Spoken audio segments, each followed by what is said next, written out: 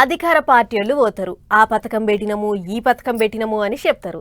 Car party వాళ్ళు పోతారు. మీ పిల్ల పెళ్లికి కళ్యాణ లక్ష్మి ఇచ్చింది మేము, మనవడు పుడితే కేసీఆర్ కిట్ ఇచ్చింది మేము అని చెప్తారు. పువ్వు పార్టీ వాళ్ళు పోయి వాళ్ళు చేసిందేం లేదు, సెంటర్ కించి మేమిచ్చిన నిధులతోనే వాళ్ళు ఏం చేసినా అని చెప్తారు.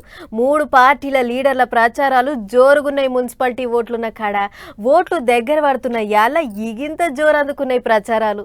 వికారాబాద్ జిల్లాల సీఎం రేవంత్ రెడ్డి సారు, సిరిసిల్ల రామన్న, మంచిర్యాల హరీష్ రావు, కరీంనగర్ లో బండి సంజయ్ సారు. ఆ పార్టీ ఈ పార్టీ అని ఏం లేదు, ఆ లీడర్ ఈ లీడర్ అని ఏం లేదు.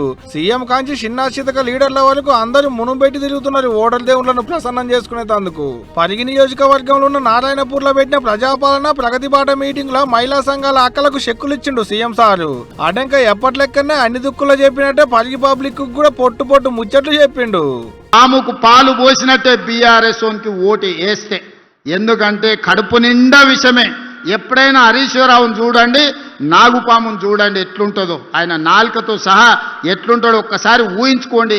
కడుపు నిండా విషమే. ఎవడు మంచుకున్నా ఓరోడు, ఎవడు తెల్లబట్టలు వేసుకున్నా సహించరు.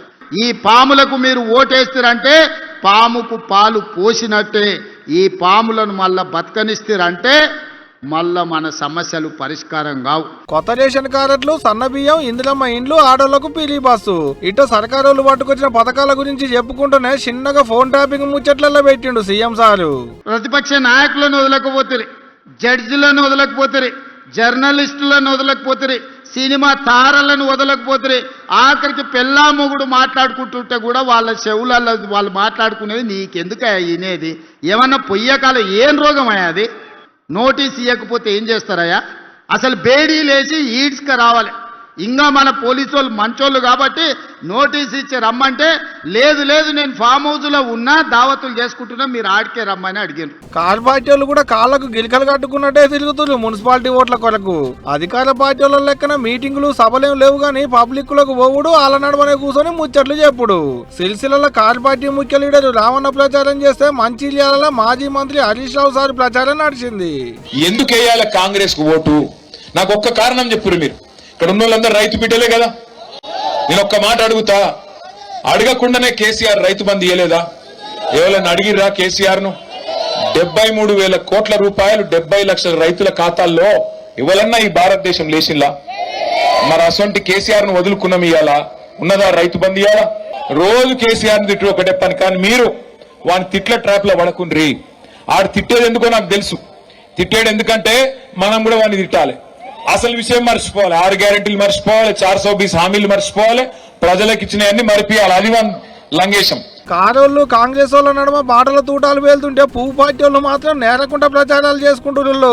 పోయిన కాడల్లో ముఖం చూడకుండా సాపిస్తుండు సెంటర్ సహాయ మంత్రి బండి సంజయ్ సారు. సెంటర్ కించి నిధులు తెస్తాం, రాష్ట్రాన్ని ఎలుగులో చేస్తాం, పొరపాటున కాంగ్రెస్ కు ఓటేస్తే ఇక కథమే అనుకుంటా జోరు జోరు ముచ్చట్లు చెప్పిండు ఇవాళ కరీంనగర్ లా. త్రిపుల్ తలాక్ వల్ల ముస్లిం మహిళలకు మంచి జరుగుతుందా, చెడు జరుగుతుందా?